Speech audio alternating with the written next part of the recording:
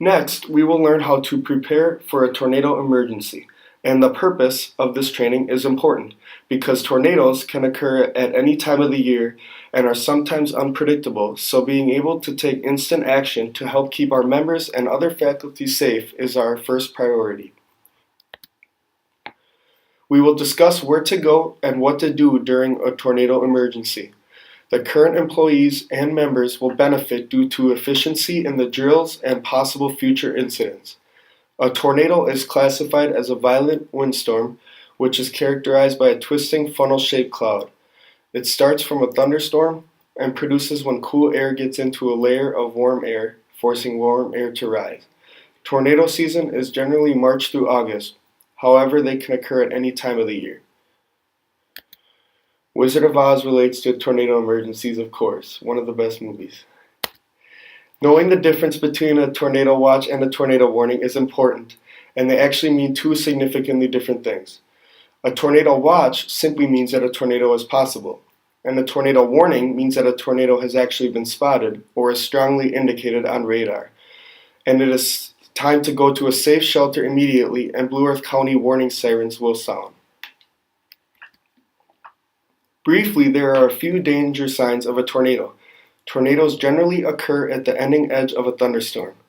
The wind may die down and it may be very still. Another very important piece to note is what to do during the possible event of a tornado. When the sirens sound, front desk staff will immediately inform members via the building communication system of the tornado warning and direct members and guests to the lower level lobby or locker room area. It will sound like this. May I have your attention, please? We are in a tornado warning. All members and guests need to proceed to the lower level. Then warning signs will sound for a max of 3 minutes and sirens can be reactivated if a new threat enters the area. If a member wishes to leave and is over 18, we may let them leave, but minors who were left at the Y in our care must remain there until a parent or guardian comes to pick them up.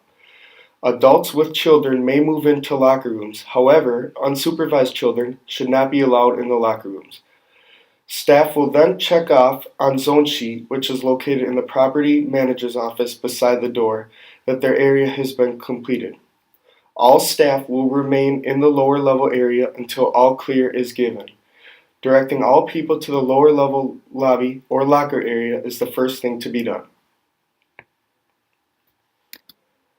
Again, once all clear is given by the billing scanner, then following directions for the next steps is important. Full-time staff and building manager will bring their cell phones and flashlights and start sweeping their assigned areas of the building, moving everyone to the lower level lobby, lower level programming space and or locker rooms. Staff will then check off on zone sheet located in the property manager's office beside the door, as I said above, that their area has been complete.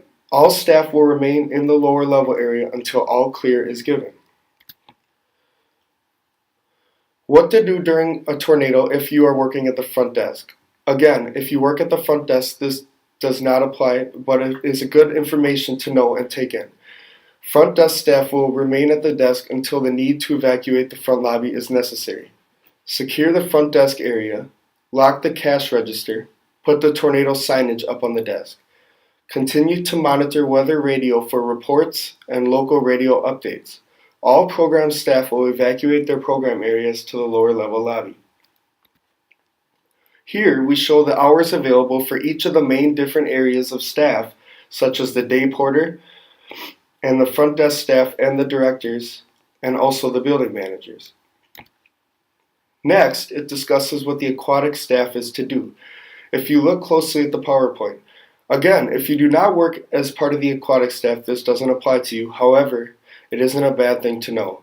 Again, once all clear is given by the building scanner, then following directions for the next steps is important. This information should allow for a smooth emergency process as well as assist the organization in the event of a tornado emergency. Next, we will discuss another type of weather emergency, which is a flood. First off, a flood can be a serious catastrophe and they are the most common hazards in the United States. Floods can be caused by a different variety of factors, including a sudden accumulation of rain, ice jams, or dam failures. The floods that could relate more to the YMCA could occur inside the YMCA, maybe from leakage of pipes or other plumbing, or from large amounts of rain. It is important to know the difference between a flood watch and a flood warning, and we will describe the differences now. Flood watch means that flooding is possible, and you must be prepared to move to higher ground. A good tip is to monitor radio and television stations for more information. Meanwhile, flood warning means imminent or an ongoing threat. In other words, a flash flood is occurring or will occur soon. Seek high ground on foot immediately. It is important to know whether you are inside or outside to know how to go about the next steps. We must be ready to evacuate the facilities as directed by the designated officials or workers in the area of each part of the building. Follow the recommended primary or secondary evacuation routes, which are listed in the handbook. If outdoors, it is important to climb to high ground or stay there, or to avoid walking or driving through the floodwater. If a car were to stall, abandon it and climb to a higher ground. Last but not least, our last weather emergency procedure is a snow and ice storm. If we are indoors, it is important to stay calm indoors. Waiting for instructions from other higher up employees or designated officials is important in this area.